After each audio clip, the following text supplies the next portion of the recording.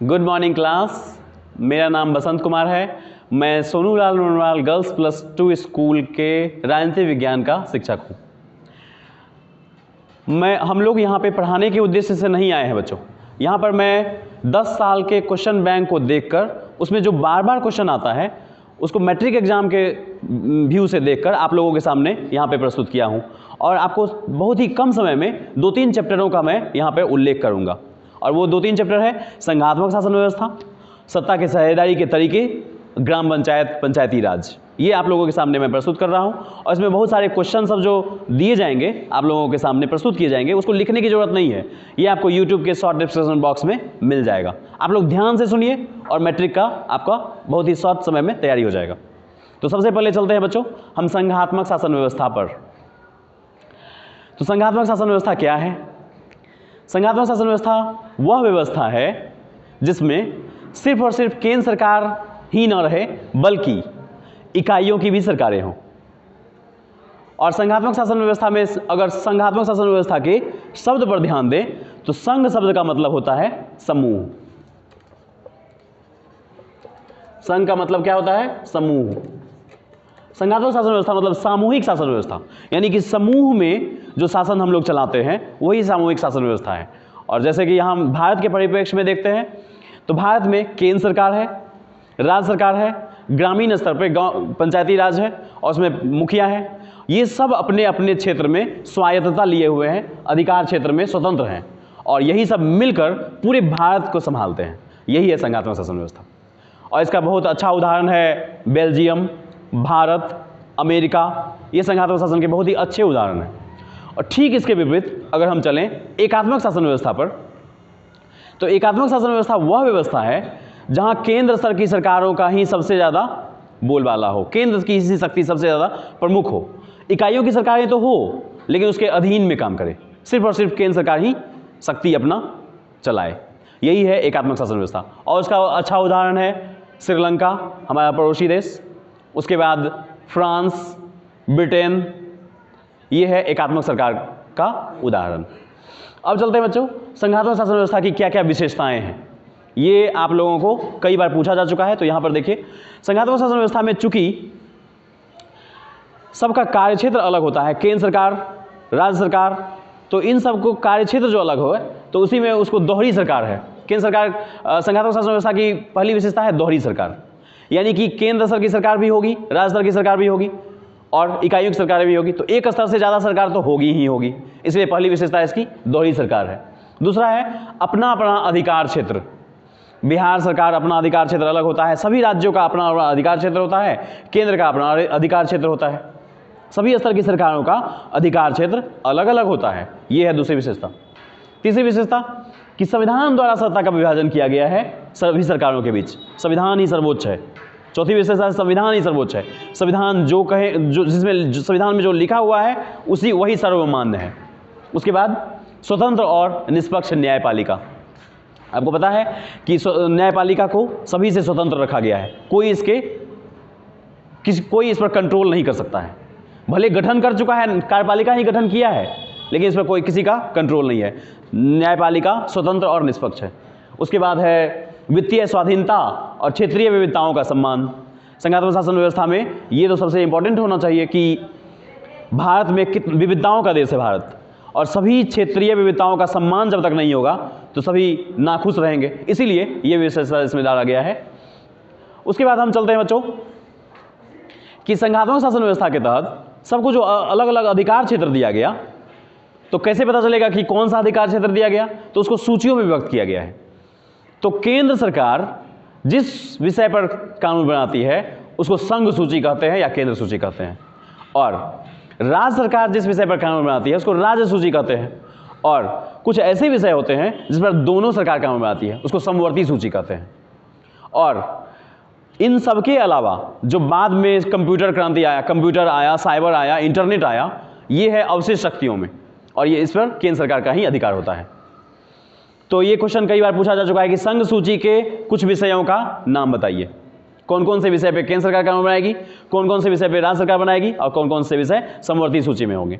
तो संघ सूची में है रेलवे, बैंकिंग, मुद्रा, विदेशी मामला, सेना, हवाई सेवा, यह है संघ सूची का विषय। राज्य सूची का विषय है स्थानीय स्वशासन, पुलिस व्यवस्था, अस्पताल, शांति व्यवस्था। समवर्ती शिक्षा, समवर्ती सूची का सबसे इंपॉर्टेंट है शिक्षा। शिक्षा एक ऐसा विषय है जिस पर दोनों सरकार काम में आती है। वन, न्याय व्यवस्था, विवाह, जनसंख्या नियंत्रण एवं परिवार नियोजन, ये सब समवर्ती सूची का विषय है। और ये क्वेश्चन, इसके बाद ये क्वेश्चन को ध्यान दीजिए बच्चों कि भारतीय संविधान में संघ और संघ राज्य के बीच अधिकारों के विभाजन की कितनी सूचियां हैं? तो इसमें 3 सूची, संघ सूची, राज्य सूची और समवर्ती सूची। अब हम चलते हैं बच्चों कि संघात्मक शासन व्यवस्था को अगर आप ध्यान से देखें तो संघात्मक शासन व्यवस्था का मैंने पहले ही अर्थ बताया था, सामूहिक, समूह, सामूहिक शासन व्यवस्था। तो ये एक तरह से भारतीय सत्ता का पृथक्करण हुआ है। पृथक्करण का मतलब अलग अलग शक्तियों को हर जगह पे बांट दिया गया है। केंद्र स्तर पे, राज्य स्तर पे, गांव स्तर पे, जिला स्तर पे शक्तियों को एकदम बंटवारा कर दिया गया है और इसी को सत्ता का साझेदारी कहते हैं। सत्ता को साझाकरण कर लिया, कुछ सत्ता हम चलाएं, कुछ सत्ता हम चलाएं, कुछ सत्ता हम चलाएं और सब मिलकर पूरे भारत को चलाएं। यही है सत्ता का साझेदारी। तो क्वेश्चन पूछता है कि सत्ता के साझेदारी के क्या क्या तरीके हैं? तो सत्ता के साझेदारी के तरीके हैं, पहला है कि भारतीय संविधान में आर्टिकल 14 से 18 के बीच समानता का अधिकार दिया गया है। समता या समानता का अधिकार, जिसमें कि कानून के समक्ष समानता है, अवसर की समता है, अस्पृश्यता का अंत है, उपाधियों का अंत है। इन सबों, ये भारतीय संविधान में सबसे इंपॉर्टेंट है कि सत्ता का साझेदारी का सबसे इंपॉर्टेंट तरीका है, ये सबसे महत्वपूर्ण तरीका है। क्यों? अगर ये नहीं करता तो आप लोगों को भागीदारी नहीं मिलती सत्ता में। जैसे कि एक उदाहरण लेते हैं कि लोकसभा में एससी और एसटी इन सबों को का सीट आरक्षित कर दिया गया है। एससी के लिए 84 सीट है लोकसभा में और एसटी के लिए 47 सीट है। मतलब कि इस सीट पर दूसरे कोई लोग नहीं आएंगे, एससी और एसटी ही आएंगे, आरक्षित सीट है ये। तो इस तरह से सत्ता में भागीदार बन गए ये लोग। अगर ये नहीं होता, ये समानता का अधिकार नहीं होता तो सत्ता में भागीदार बनना बहुत ही मुश्किल था। अस्पृश्यता का अंत कर दिया गया है, महिलाओं को भी आरक्षण दिया गया है।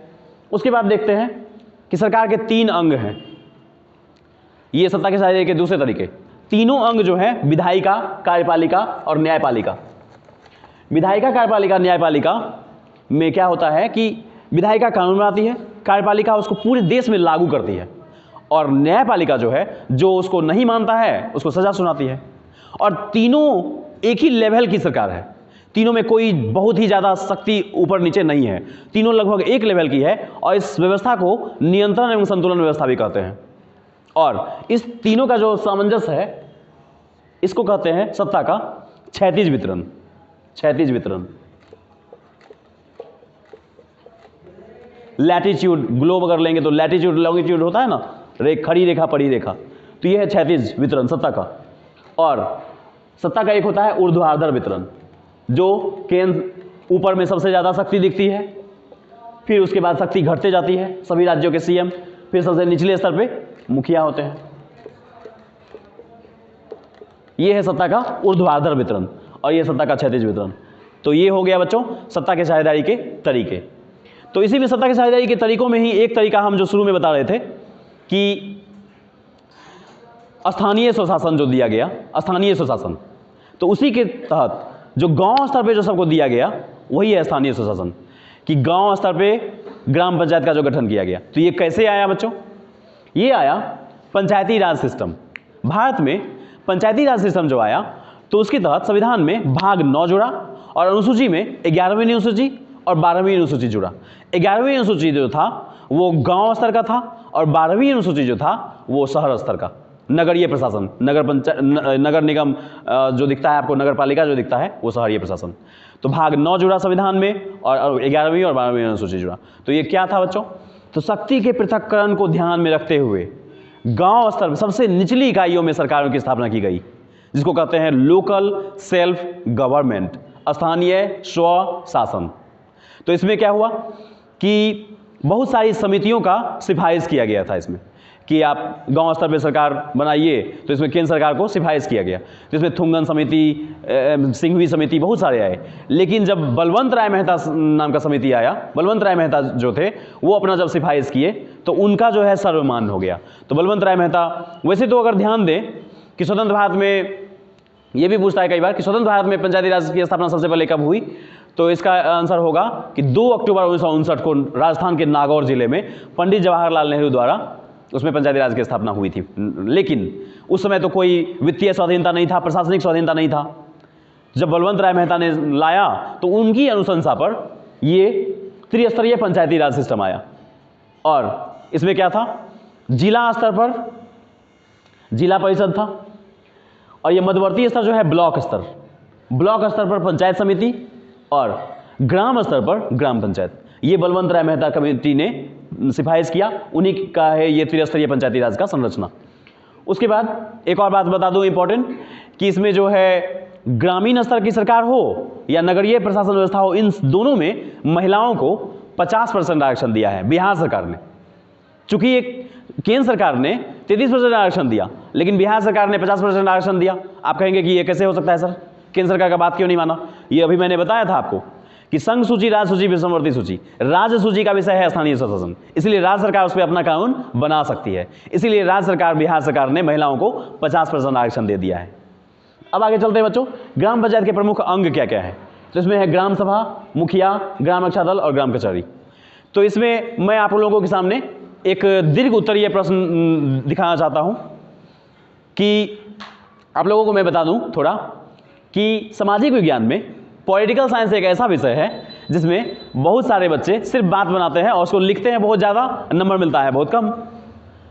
और खास करके पॉलिटिकल साइंस कुछ ऐसा है जिसमें कोई आपको टू दी फैक्ट लिखना पड़ेगा और उसमें क्वालिटी लिखना पड़ेगा। तो उसी क्वालिटी का एक उदाहरण देते हुए मैं आपके सामने एक दीर्घ उत्तरीय प्रश्न का एक खाका खींचना चाह रहा हूं शॉर्ट में। तो क्या है कि ग्राम पंचायत का शक्ति और गठन का वर्णन करें। तो आपको इसमें ध्यान देना पड़ेगा कैसे क्वालिटी लिखते हैं। क्वालिटी लिखेंगे तो 6 में 6 नंबर आ सकता है। तो देखिए, जब आप वर्णन करेंगे तो उसमें एक खास चीज आप लोगों के ध्यान में मैं दे देता हूं, केस स्टडी। ये आपको जहां भी मिल जाए, जहां भी आपको लग रहा है कि केस स्टडी डाल दें, तो आप उसमें घुसा दीजिए, क्योंकि आपका अगला चैप्टर कुछ और भी चैप्टर है, सांप्रदायिकता, लैंगिक मसला, ये पॉलिटिकल साइंस में पढ़ना है। तो लैंगिक मसला समझते हैं, लैंगिक विभेद, लड़का लड़की में विभेद। तो जब भी कहीं आ जाए तो आप उसका लिख सकते हैं कि मैं बोधगया में रहता हूँ, बोधगया में मेरे पड़ोस में एक परिवार रहता है, उसमें एक लड़का है एक लड़की है। तो लड़की को जो है सरकारी स्कूल में रहा जाता है, सुविधा नहीं दिया जाता है, लड़का को इंग्लिश मीडियम स्कूल में। तो ये आप अगर लिखेंगे, इसी को कहते हैं केस स्टडी। इसको अगर आप लिखेंगे स्थान डाल के तो बहुत ज़्यादा नंबर मिलेगा। तो एक उदाहरण देते हैं, ग्राम पंचायत की शक्ति और उसके गठन पर चर्चा करें। तो गठन तो बताए, शक्ति में देखिए क्या है। तो एक छोटा सा कहानी डालते हैं उसमें। तमिलनाडु का एक गांव है वेंगेवसल, ठीक है बच्चों, तमिलनाडु का एक गांव है वेंगेवसल। उसकी एक महिला मुखिया थी और बात है 1997 की। 1997 में क्या हुआ कि केंद्र सरकार ने अपने 71 सरकारी कर्मचारियों को 2-2 हेक्टेयर जमीन मुहैया कराया, और वो जमीन इसी वेंगेवसल गांव में पड़ता था। तो ये सब जब आए लेने, तो यहां की जो मुखिया महिला थी, महिला मुखिया, उन्होंने कहा क्या कि हम अपना जमीन नहीं देंगे, हमको गांव में बहुत सारा विकास करना है, इतना ज़्यादा भार पड़ जाएगा, मेरा जमीन आप ही लोग ले लेंगे तो हम विकास कैसे करेंगे, हम नहीं देंगे। वो लोग जाके कांचीपुरम जिले के डीएम को शिकायत कर दिए। वो जिला कांचीपुरम जिला में ही वेंगेवसल पड़ता था। तो वहाँ के डीएम ने एक फरमान जारी किया, अगर आप ज़मीन नहीं देते हैं, केंद्र सरकार का ऑर्डर है, तो आपके ज़मीन का अधिग्रहण करके हम ज़बरदस्ती दे देंगे, आप क्या करिएगा। तो इस पर मुखिया जो है विचलित नहीं हुई। पूरे ग्राम पंचायत ने मद्रास हाई कोर्ट में के एकल पीठ में केस कर दिया, और एकल पीठ ने जो फैसला सुनाया, वो फैसला क्या था? तो वो फैसला था कि मुखिया को ये हिम्मत कैसे हो गया कि डीएम को चैलेंज कर दे। आपको मुखिया से बात ही नहीं करना चाहिए था, आप डायरेक्ट जमीन लीजिए और सबको दीजिए। ग्राम पंचायत फिर से खंडपीठ में केस कर दिया, और फिर से उसका फैसला आया, मद्रास का खंडपीठ ने फैसला सुनाया कि नहीं नहीं, ये जो फैसला है केंद्र सरकार का, इस फैसले पे पुनर्विचार करे और डीएम जो है इसके अधिकार क्षेत्र में हनन ना करे। तो इससे ये पता चल गया कि एक मुखिया का शक्ति देखिए कहां से कहां जा सकता है। एक मुखिया जो है पीएम से टकरा गया और मुखिया जीत गया। तो ये कहानी है केस स्टडी। ये एक जगह, खास जगह की तमिलनाडु का व्यंग्य विशल है। ये केस स्टडी आप जब भी डालेंगे तो आपको बहुत ज़्यादा नंबर मिलेगा। क्वालिटी बढ़ाइए एग्जाम में। तो चलते हैं बच्चों अब आगे। ये दीर्घ उत्तरीय प्रश्न का कैसे वर्णन हो सकता था ये मैंने आपको बताया। अब आगे चलते हैं बच्चों। किसी में एक क्वेश्चन है ग्राम कचहरी के गठन एवं शक्ति पर वर्णन करें। तो बिहार में पंचायती राज अधिनियम 2006 बनाया गया और उसी को अभी तक फॉलो किया जा रहा है। उसके मुताबिक ग्राम पंचायत के अंदर एक न्यायिक अंग होता है ग्राम कचहरी और इसका प्रधान होता है सरपंच। एक सरपंच होते हैं निर्वाचित और निश्चित संख्या में पंच होते हैं और प्रत्येक 500 की संख्या पर एक पंच का निर्वाचन होता है। और ग्राम कचहरी में एक सचिव होता है और एक न्याय मित्र होता है जिसका नियुक्ति राज्य सरकार द्वारा होता है। और सरपंच को फौजदारी और दीवानी दोनों मामले का सुनवाई का अधिकार है। फौजदारी मतलब लड़ाई झगड़ा और उसके बाद जो भी मामला आता है वो दीवानी मामले में जाता है। और उसे सरपंच को 1000 रुपये तक का जुर्माना करने का अधिकार है और 10,000 तक के मामले की सुनवाई करने का अधिकार है। तो ये हो गया बच्चों। इसी तरह से आप लोग क्वेश्चन का आंसर करेंगे। अब आता है नगरीय प्रशासन। तो संविधान के 74वें संविधान संशोधन 1992 जो कि 93 में आया था, संविधान संशोधन का नाम है 74वां संविधान संशोधन 92, आया था 93 में। तो उसके मुताबिक जो है नगरीय शासन व्यवस्था जो है संविधान के तहत लाया गया और इसी में आता है नगर पालिका, नगर निगम। और इस नगरीय प्रशासन में 3 भागों का उल्लेख किया गया है। नगर पंचायत, कुछ ऐसे गांव हैं जो नगर की ओर अग्रसर हो रहे हैं, संख्या बढ़ रही है जिसकी। तो 12,000 से 40,000 तक के बीच की जनसंख्या जो होती है जहां पर वहां नगर पंचायत का स्थापना किया जाता है। और जहां 2 लाख से 3 लाख है तो वहां नगर परिषद, और जहां 3 लाख से ज़्यादा है वहां नगर निगम। पटना नगर निगम, गया नगर निगम, यहाँ की जनसंख्या ज़्यादा है इसलिए यहाँ पर नगर निगम है। और ठीक यहाँ पर देखिए भारतीय संविधान के 74वें संविधान संशोधन द्वारा नगरों के लिए किन स्थानीय संस्था का प्रावधान किया गया। ये सब क्वेश्चन 10 साल में कई बार पूछा गया है इसलिए आपके सामने रखे हैं। और कोई बच्चे लिखिए नहीं, यहाँ पे आपको मिल जाएगा, यहाँ से आप उतार लेंगे। एक और क्वेश्चन है कि नगर निगम के आय के साधन बताइए, कहाँ से नगर निगम पैसा लाता है। तो आप लोग जानते होंगे बच्चों कि आप लोग जो घर बनाए हैं जिसका अपना अपना मकान है, सालों साल पैसा लगता है, कर लगता है, वही तो है नगर निगम का आय का स्रोत। उसका जल कर, जल जो सप्लाई वाटर सबके घर में जाता है उससे जो पैसा मिलता है वो नगर निगम लेता है। फिर वो पशुओं पर कर, छोटे वाहनों पर कर, और कभी कभी बिहार सरकार द्वारा समय समय पर आर्थिक अनुदान दिया जाता है। ये हो गया बच्चों नगर निगम के आय के स्रोत। ये बहुत बार पूछा जा चुका है और संभावना भी है। अब आपके और इस तरह से आपके सामने मैंने शॉर्ट में लगभग 3 चैप्टर को बता दिया। सत्ता में साझेदारी क्या है, ग्राम पंचायत मैंने बता दिया, पंचायती राज, और संघात्मक शासन व्यवस्था बता दिया। अब बच्चों आपके सामने है, चूंकि मैट्रिक एग्जाम में 50 तो ऑब्जेक्टिव ही होता है तो उसको मद्देनजर रखते हुए हम लोग यहाँ पर लगभग 20 के संख्या में हर चैप्टर से वस्तुनिष्ठ प्रश्न तैयार किए हैं। तो आपके सामने है, यहाँ से आप लोग उतार लेंगे और इसका आंसर उसी में डाल दिया गया है। और उसके बाद फिर आपके सामने बच्चों हम कुछ लेके आए हैं लघु उत्तरीय प्रश्न और दीर्घ उत्तरीय प्रश्न जो गृह कार्य है। आप लोग इसको वहाँ से लिख के अपने से बनाएंगे और उसका आंसर भी हम लोग डाल देंगे। तो लघु उत्तरीय प्रश्न है कि सत्ता में साझेदारी से क्या समझते हैं, गुप्त मतदान पत्र क्या है, पंचायती राज के मुख्य उद्देश्य का वर्णन करें, उसके बाद सत्ता में साझेदारी के अलग अलग तरीके क्या हैं, और दीर्घ उत्तरीय में है भाषा नीति क्या है, नगर निगम के मुख्य कार्य क्या है, सत्ता की साझेदारी लोकतंत्र में क्या महत्व रखती है, और मैंने जो बताया ग्राम पंचायत के गठन और शक्ति। इस तरह प्रकाश डालिए।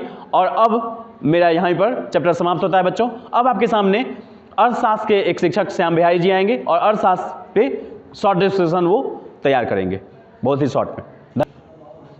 इस कड़ी को बढ़ाते हुए मैं श्याम बिहारी गुप्ता +2 शिक्षक +2 चंद्रशेखर उच्च विद्यालय में कार्यरत हूँ।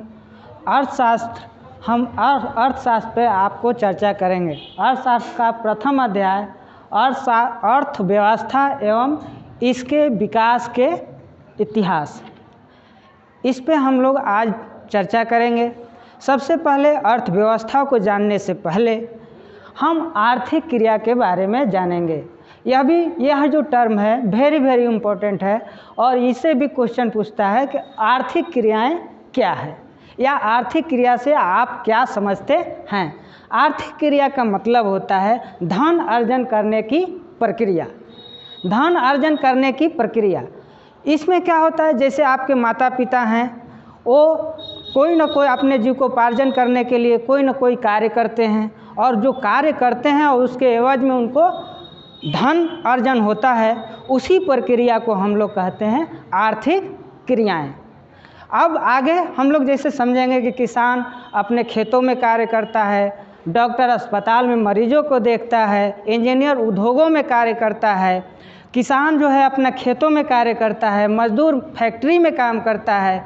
तो जो धन अर्जन करने के लिए जो क्रियाएं की जाती है उसी क्रिया को हम आर्थिक क्रिया कहते हैं।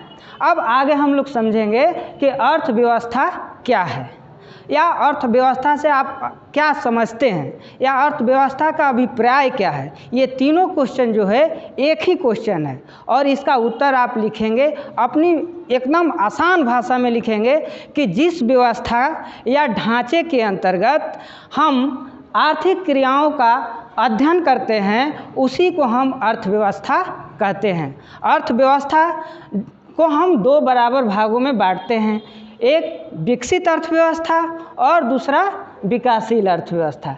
विकसित अर्थव्यवस्था में प्रति व्यक्ति जो आय होता है उच्च स्तर का होता है, शैक्षणिक योग्यता उच्च स्तर का होता है और उसका जो स्वास्थ्य स्थिति होता है वो भी उच्च स्तर का होता है। जिस देश में इस तरह का अगर स्तर है उस व्यवस्था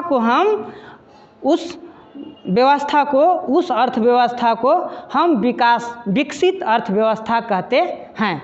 जिस देश में शैक्षणिक योग्यता निम्न स्तर का हो, प्रति व्यक्ति आय निम्न स्तर का हो, स्वास्थ्य स्थिति निम्न स्तर का है, तो उस तरह के अर्थव्यवस्था को हम लोग विकासशील अर्थव्यवस्था कहते हैं। उस विकासशील अर्थव्यवस्था जैसे भारत की जो अर्थव्यवस्था है ये विकासशील अर्थव्यवस्था है। अब हम लोग चर्चा करेंगे अर्थव्यवस्था के प्रकार पे। अर्थव्यवस्था के मुख्यतः 3 प्रकार हैं और एग्ज़ाम व्यू से very very important, exam view से जो है बहुत ही इम्पोर्टेंट है और इस पे आप ध्यान दीजिए कि पूंजीवादी अर्थव्यवस्था, समाजवादी अर्थव्यवस्था और मिश्रित अर्थव्यवस्था, तीनों से क्वेश्चन पूछे जाते हैं। कभी एग्जाम में पूंजीवादी अर्थव्यवस्था से आप क्या समझते हैं पूछ देता है, कभी समाजवादी अर्थव्यवस्था से क्या समझते हैं। इस बार का जो है वेरी वेरी इम्पोर्टेंट मिश्रित अर्थव्यवस्था है। अब हम लोग पूंजीवादी अर्थव्यवस्था पे चर्चा करेंगे। पूंजीवादी अर्थव्यवस्था का वह स्वरूप है जिसमें संपत्ति और उत्पादन के साधनों पर एक किसी व्यक्ति या निजी संस्था का अधिकार होता है और उसके जो आर्थिक क्रिया करता है उसके ऊपर सरकार का कोई हस्तक्षेप नहीं होता है। इसीलिए इस अर्थव्यवस्था को हम स्वतंत्र अर्थव्यवस्था कहते हैं। जैसे जो विश्व के जो अधिकांश विकसित देश हैं उस देश में लगभग पूंजीवादी अर्थव्यवस्था है, जैसे अमेरिका, कनाडा, इंग्लैंड, जापान इत्यादि। अब हम लोग चर्चा करेंगे समाजवादी अर्थव्यवस्था पर। समाजवादी अर्थव्यवस्था का वह स्वरूप है जिसमें संपत्ति और उत्पादन के साधनों पर सरकार का स्वामित्व होता है और सरकार समाज कल्याण के उद्देश्य से उसका प्रबंधन और संचालन करती है। साथ ही साथ समाजवादी अर्थव्यवस्था में सभी को समान अवसर दिए जाते हैं।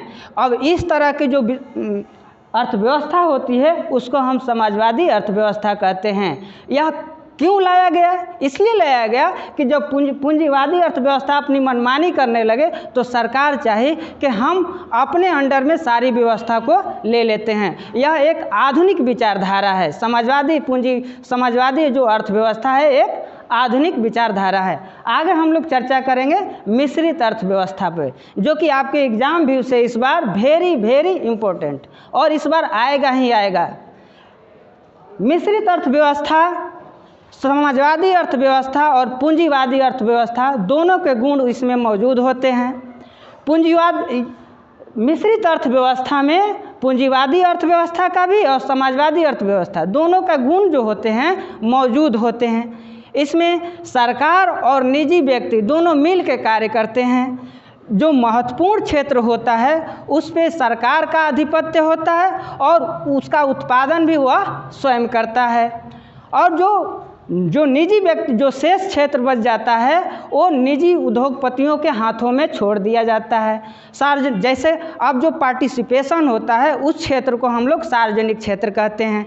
उसमें सरकार की भी हिस्सेदारी होती है और निजी व्यक्ति का भी हिस्सेदारी होती है। जैसे बीपीसीएल में क्या है, सरकार का भी हिस्सेदारी है और निजी संस्था का भी हिस्सेदारी है। तो इस तरह के क्षेत्र को हम लोग सार्वजनिक क्षेत्र कहेंगे। और मिश्रित अर्थव्यवस्था जो है, भारत का जो अर्थव्यवस्था है एक मिश्रित अर्थव्यवस्था है। और यहाँ से भी क्वेश्चन पूछ देता है कि भारत की अर्थव्यवस्था कैसी है, तो आपका आंसर होगा मिश्रित अर्थव्यवस्था है। अब हम लोग आगे चर्चा करेंगे अर्थव्यवस्था के क्षेत्र। अर्थव्यवस्था के क्षेत्र जो है वेरी वेरी इम्पोर्टेंट है। यह एक ऑब्जेक्टिव व्यू से, अब वस्तुनिष्ठ प्रश्न के व्यू से यह जो है बहुत ही इम्पोर्टेंट है और इससे क्वेश्चन आना ही आना है। एक प्रश्न हो या दो प्रश्न हो या तीन प्रश्न हो, आना ही आना है। इसलिए इस क्षेत्र को आप लोग एकदम पढ़ के आएंगे।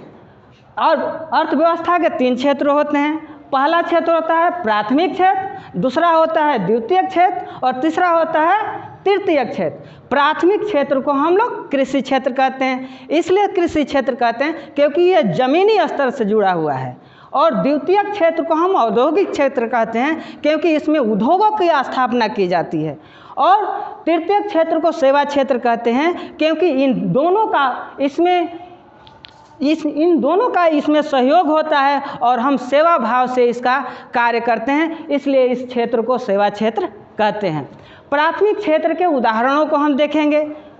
पहला उदाहरण होगा कृषि, दूसरा होगा पशुपालन, तीसरा होगा वानिकी, चौथा होगा मत्स्य पालन और पांचवा होगा खनन।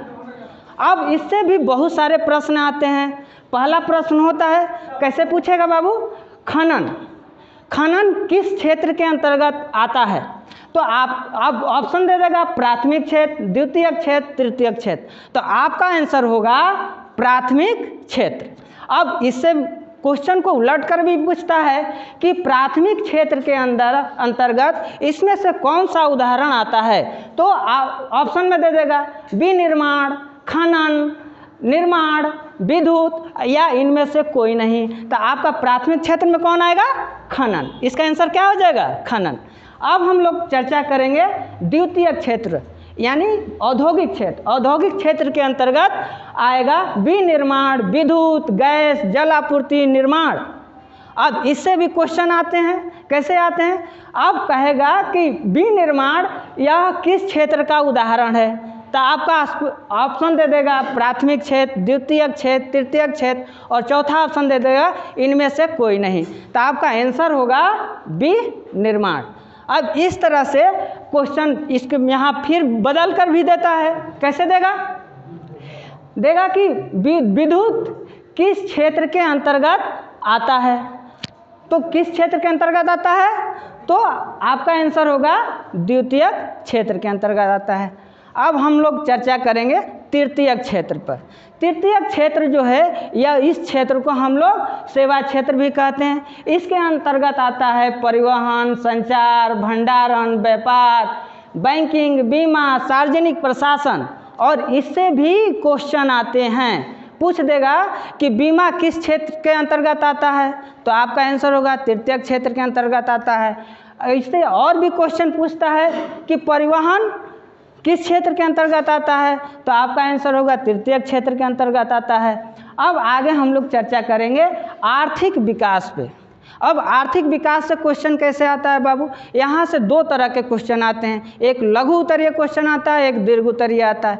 अगर लघु उत्तरीय रहेगा तो सिर्फ पूछेगा कि आर्थिक विकास क्या है।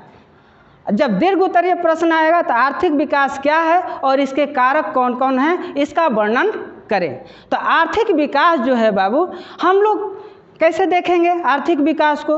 हर देश का इच्छा होता है, विश्व का कोई भी देश हो, कोई भी राज्य हो, उसकी इच्छा होती है कि हम ज़्यादा से ज़्यादा अपने विकास करें, ज़्यादा से ज़्यादा विकास करें, हम शीर्ष स्थान पर पहुंच जाएं, और हर देश यही चाहता है। तो आर्थिक विकास को हम लोग कैसे समझेंगे? हाँ, जहाँ का प्रति व्यक्ति आय क्या हो, उच्च हो, जहाँ का शैक्षणिक स्तर उच्च हो, जहाँ की स्वास्थ्य स्थिति उच्च हो, तो वहाँ का विकास क्या होगा? सबसे बेहतर होगा। और इसी कड़ी में एक प्रोफेसर आते हैं, प्रोफेसर मेयर के अनुसार यह कहना है कि उस प्रक्रिया को हम आर्थिक विकास की संज्ञा देंगे जिसमें किसी भी व्यक्ति का प्रति व्यक्ति आय दीर्घ काल तक वृद्धि होता है। अगर दीर्घ काल तक वृद्धि होता है तो उसको हम लोग आर्थिक विकास का संज्ञा देंगे।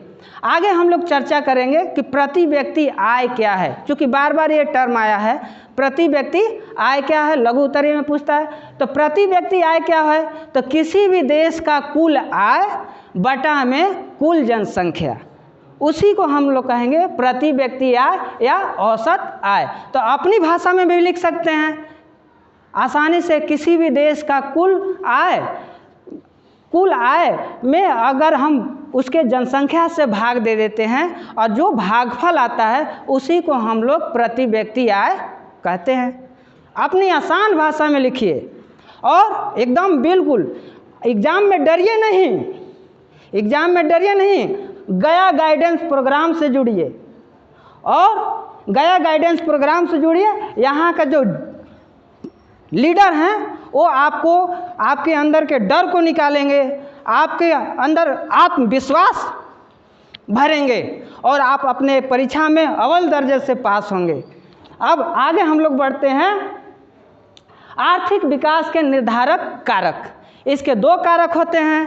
पहला कारक होता है आर्थिक कारक, दूसरा होता है गैर आर्थिक कारक। आर्थिक कारक के अंतर्गत आएगा प्राकृतिक संसाधन, दूसरा होगा पूंजी निर्माण, तीसरा होगा तकनीक विकास, चौथा होगा मानवीय संसाधन। प्राकृतिक संसाधन हम किसको कहेंगे? प्राकृतिक संसाधन जो आपको प्रकृति द्वारा प्रदत्त हो, उस संसाधन को हम प्राकृतिक साधन कहते हैं। जैसे जलवायु है, जैसे भूमि है, जल है, खनिज संपदा है, ये सब सारे चीज़ें प्राकृतिक संसाधन है। और उस प्राकृतिक संसाधन पर हम धन का उपयोग करके, श्रम का उपयोग करके बहुत सारे वस्तुओं का हम उत्पादन करते हैं। पूंजी निर्माण, जिसके पास पूंजी होता है वो पूंजी के बदौलत, वो पूंजी के आधार पे अपना श्रम करता है और अपना बड़ा बड़ा उद्योग स्थापित करता है, उससे अपना माल को उत्पादन करके बाज़ारों में आयात निर्यात करता है और उससे पूंजी अर्जित करता है।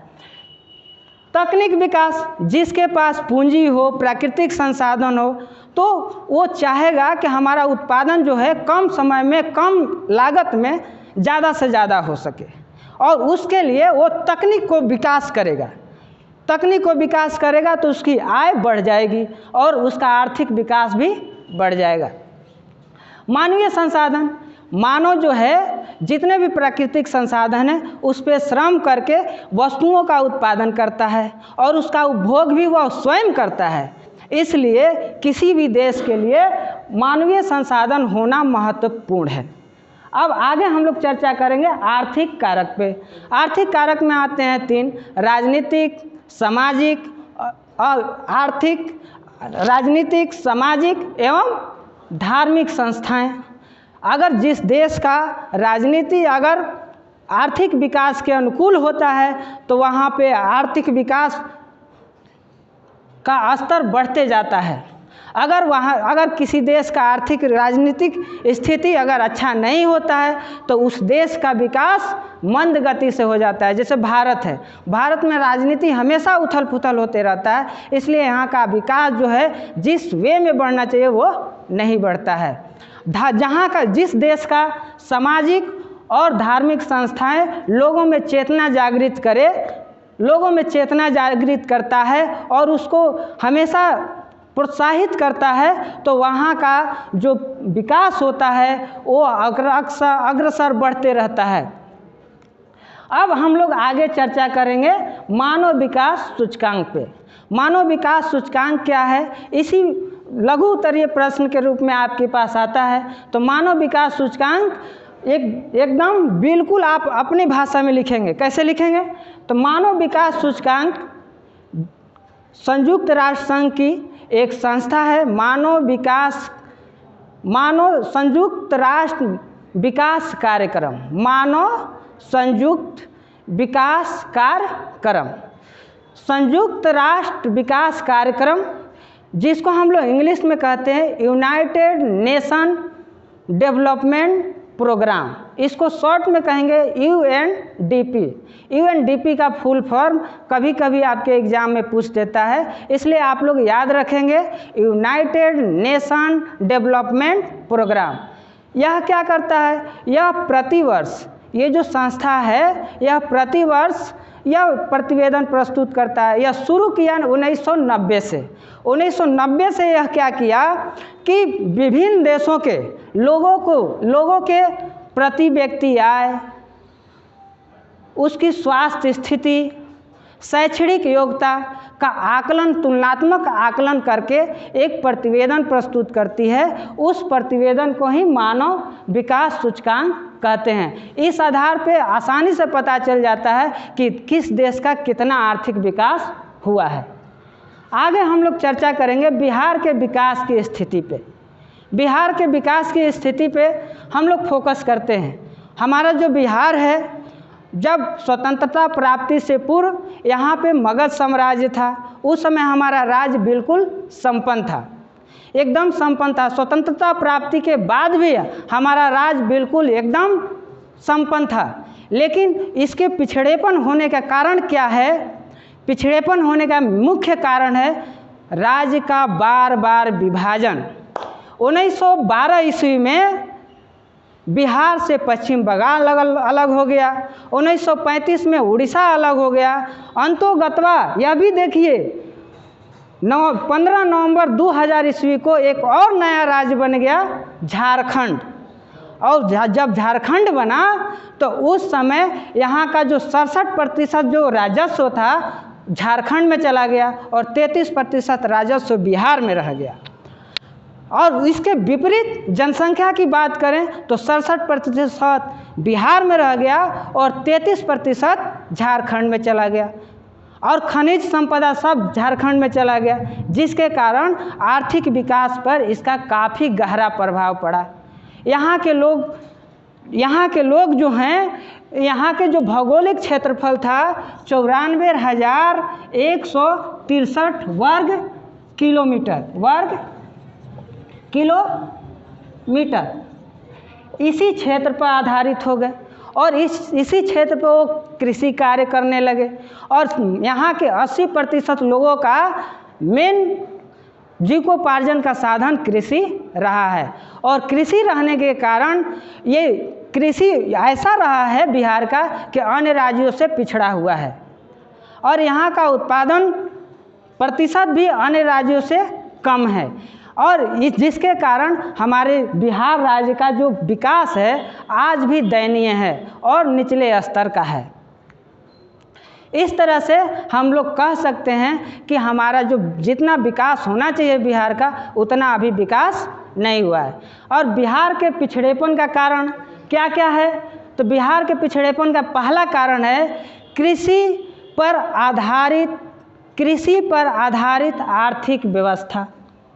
दूसरा है जनसंख्या, प्राकृतिक आपदा, औद्योगिकरण का अभाव।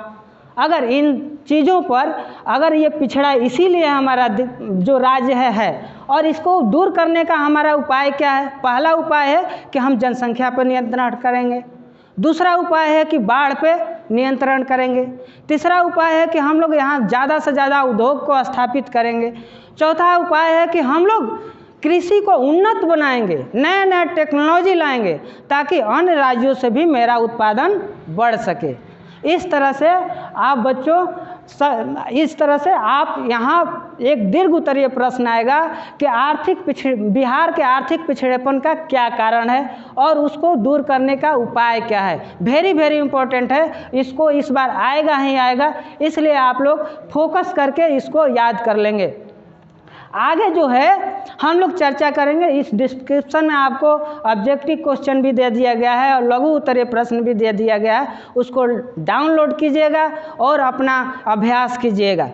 चलिए आगे आप क्या कीजिए, ज़्यादा से ज़्यादा इसको लाइक कीजिए, सब्सक्राइब कीजिए, अपने सहपाठियों में इसको शेयर कीजिए। धन्यवाद बच्चों।